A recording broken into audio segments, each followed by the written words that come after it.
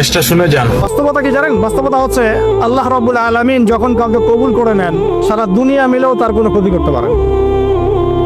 আরেকটা বড় কথা বলি, মানুষের একটা কথা আছে যে স্পিরিচুয়াল প্রেজেন্স মানে আধ্যাত্মিক উপস্থিতি বলে একটা কথা আছে। মানুষের ব্যক্তিগত প্রেজেন্সের চাইতে স্পিরিচুয়াল প্রেজেন্সটা অনেক বেশি ইম্পর্টেন্ট। বুঝাচ্ছি, ইব্রাহিম আলাইহিস সালাম কিন্তু বেঁচে নাই, বেঁচে আছেন কিন্তু তার আদর্শ কিন্তু এখনো জীবিত আছে। নবী মুহাম্মদ সাল্লাল্লাহু আলাইহি সাল্লাম বেঁচে আছেন, অবশ্যই তারা কবরে জীবিত, অবশ্যই সেটা অন্য ইস্যু। আমি পৃথিবীর কথা বলছি। নবী সাল্লাল্লাহু আলাইহি ওয়াসাল্লাম কি আমাদের মধ্যে আছেন? না, আমাদের মধ্যে কি বেঁচে আছেন? তার আদর্শ কিন্তু মরে যায় নাই। এমনকি আমরা যারা এখন অনেক বড় বড় নেতার আদর্শে আমাদের জীবন করি না, তারা কিন্তু কেউ বেঁচে নাই, বেঁচে আছে, তাদের আদর্শ কিন্তু মানুষ এখনো ফলো করছে। তো এটাকে বলে স্পিরিচুয়াল প্রেজেন্স, আধ্যাত্মিক উপস্থিতি। আল্লাহ পাক যাকে কবুল করবেন, যে হকপন্থী হবে ইনশাআল্লাহ তাআলা, সে যদি ফিজিক্যালি প্রেজেন্ট নাও থাকে, তার আধ্যাত্মিক উপস্থিতি জনগণকে পথ দেখাবে ইনশাআল্লাহ। কথা বুঝতে পারছেন? তো বিগার ইস্যুগুলো নিয়ে কথা বলার সৎসাহস হচ্ছে না।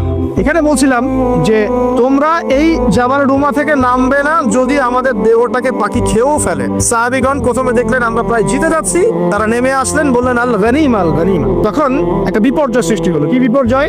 খালিদ বিন ওয়ালিদ রাদিয়াল্লাহু আনহু 50 জন ঘোড়সাওয়ারকে নিয়ে পিছন থেকে এই সুযোগে আক্রমণ করলেন। পিছন থেকে আক্রমণ হলো, আর আবু সুফিয়ানের বাহিনী যারা পালিয়ে যাচ্ছিল এরা আবার ইউটার্ন করলো। এই দুই চাপে পিষ্ট হয়ে উহুদের মাঠে সাহাবায়ে কেরাম রাদিয়াল্লাহু আনহুদের মধ্যে প্রায় 70 জন বড় বড় সাহাবী শহীদ হয়ে গেলেন। কতজন?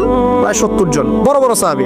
তাদের মধ্যে আনসার সাহাবীদের আত্মত্যাগ ছিল বীরত্বপূর্ণ। এমনকি নবী সাল্লাল্লাহু আলাইহি ওয়াসাল্লামকেও সেদিন মার খেতে হয়েছে। দাঁত মোবারক শহীদ হয়ে গেছে, পায়ের মধ্যে আঘাত পেয়েছিলেন, এই ভ্রুর মধ্যে কোরআন ঢুকে গিয়েছিল।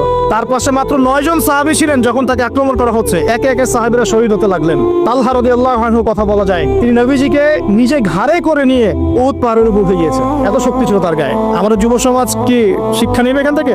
এভাবে মাদকের সাথে লাইফ লিড করলে তো হবে না।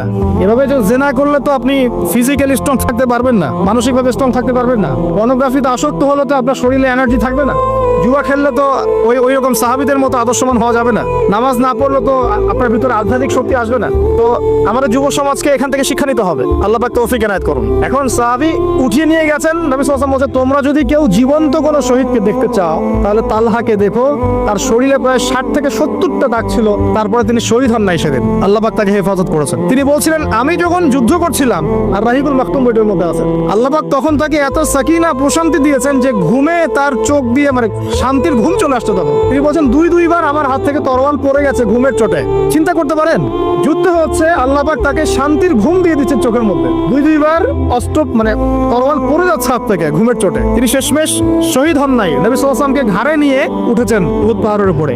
নবীজি বলছেন, তোমরা কি জীবন্ত শহীদকে দেখতে চাও? তালহাকে দেখা, সে জান্নাত ক্রয় করে নিয়েছে। আবু বকর রাদিয়াল্লাহু আনহু বলতেন, উহুদের দিনটা হচ্ছে তালহার দিন। তালহা যে বীরত্ব দেখিয়েছে উহুদের দিনে, সে এই কাজ দিয়েই ইনশাআল্লাহ জান্নাত ক্রয় করে নিয়েছে। কথা বুঝতে পারছেন? প্রত্যেক সাহাবীর এফোর্ট ছিল। তো এই সময়ে একটা গুজব ছড়িয়ে পড়েছিল যে রাসূল সাল্লাল্লাহু আলাইহি ওয়াসাল্লামকে হত্যা করা হয়েছে। এমন একটা গুজব ছড়িয়ে দেওয়া হয়েছে মাঠের মধ্যে। এখন অনেক সাহাবী তরোয়াল নিয়ে বসে পড়েছে যে নবী যদি বেঁচে না থাকেন তাহলে আমরা যুদ্ধ করে দিব, এরকম চিন্তা। তখন এই আনাস বিন নাদর রাদিয়াল্লাহু আনহু তিনি ঘোড়া নিয়ে ছুটছেন।